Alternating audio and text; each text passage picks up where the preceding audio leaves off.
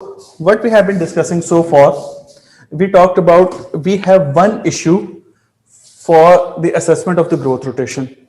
First of all, we need to understand how does the growth rotation would appear as apparently. What would happen? You have the mandible plane angle, and if this mandible plane angle is steep, we call it as a high angle patient, and if this mandible plane angle is flat, we call it as a low angle in a hypodivergent faces, and this would be leading to the hypodivergent faces. So this is actually the overall appearance. But the issue is this, that we cannot rely just on the mandibular plane angle. The reason being that this shape of the bone is actually being determined by the soft tissue. We are quite aware of the functional matrix theory, and what happened in the functional matrix theory, they say that the overall shape and morphology of the bone is being determined by the soft tissue around it. So what actually we want to study? We want to study and examine what actually is the growth rotation that is being happening within the core of the bone. For example, this is the mandible. Okay, what exactly we want to study? We want to study what exactly is the growth rotation that is occurring within this core of the mandible.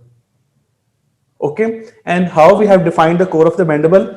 We said that the core of the mandible is actually the area of the bone that is around the inferior alveolar nerve.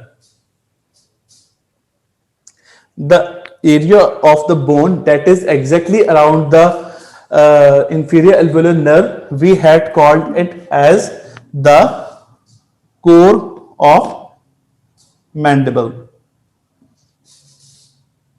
Okay, so this core of the mandible is actually the area where we are going to study the growth rotation. Why we have selected this as a core of the mandible, the point of studying the growth rotation? Because the growth of the angle of the mandible is actually being determined by mostly by the pterygomasteric sling. The growth of the condyle is being determined by the soft tissue around it, by the pterygoid muscles and the muscles around it. The growth of the coronoid process is directly related to the activity of the temporal muscles.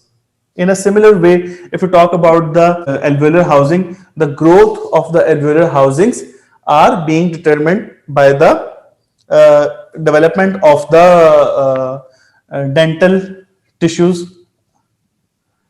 If there is hypotontia, you would see lack of development of this alveolar process. So my point and message is this, that the growth and development of the alveolar of the functional processes are determined by the growth of the soft tissue, or if you talk about the alveolar process, its growth is directly related to the development of the dentition. If there is hypotontia, this area is not developed, you will see the lack of development of the alveolar housing.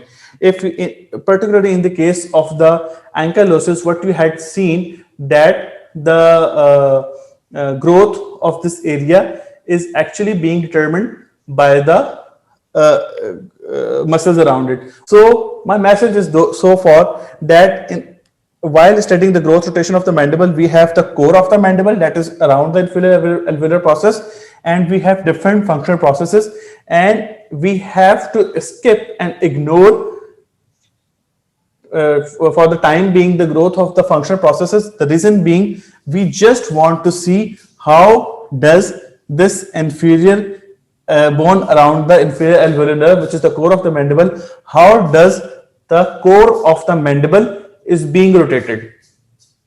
This exactly and actually we want to study.